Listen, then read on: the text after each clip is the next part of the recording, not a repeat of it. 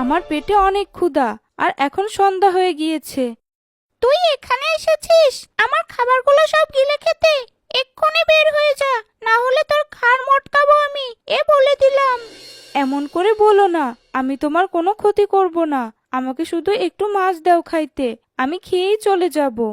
না, আমি দেব না তোকে, তুই এক্ষুনি চলে যা।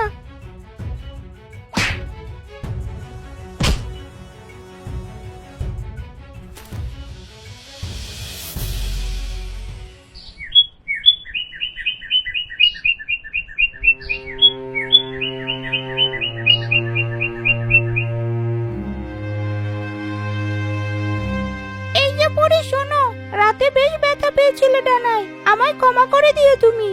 না না, এভাবে বলো না তুমি, আমাকে শুধু একটু খেতে দাও, তাহলেই হবে। তা দিব খেতে, তুমি আগে বলো তো, তুমি আমাকে ক্ষমা করে দিয়েছো? না হলে যে আমার আত্মা শান্তি পাচ্ছে না। ও পরি, আমাকে ক্ষমা করে দাও তুমি, আমি আর কখনো এমন করব না তোমার সাথে। আচ্ছা বাবা, বেশ, তবে আমি ক্ষমা করে দিলাম তোমায়। এবার আমায় একটু মাছ খেতে দাও। তুমি থাকো এখানে, আমি মাছ এনে দিচ্ছি।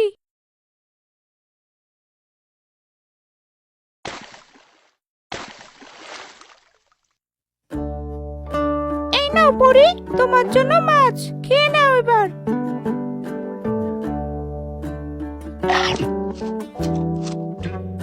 তুমি অনেক ভালো, খুব খিদে পেয়েছিল আমার, আমি তোমার এই উপকার কোনোদিনও ভুলবো না।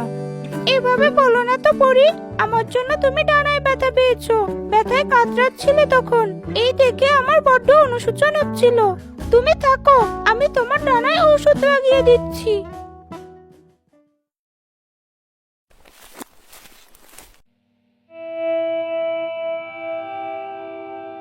তুমি এত ভালো কেন বলো তো? আমার জন্য কত খাটুনি খেটে যাচ্ছ। এইটুকু আমাকে করতে দাও, না হয় আমি নিজেকে ক্ষমা করতে পারবো না। এবার মনে হচ্ছে ব্যথা সেরে যাচ্ছে। হ্যাঁ, ব্যথা সেরে যাবে এবার তোমার। এভাবে শাকচুন্নির আর পরীর বেশ ভাব জমে যায়। পরী মাঝে মধ্যে শাকচুন্নির কাছে আসে, শাকচুন্নিও তাকে তাজা তাজা মাছ দিয়ে আপ্যায়ন করে। তারা গল্পগুজব করে সময় কাটায়।